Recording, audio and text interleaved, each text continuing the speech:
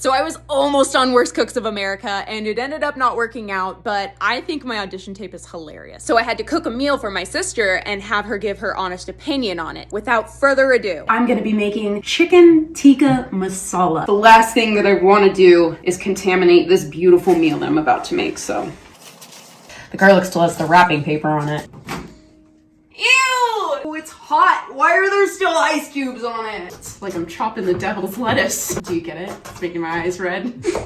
Alexa, set a timer for 4 to 5 minutes. 35 minutes.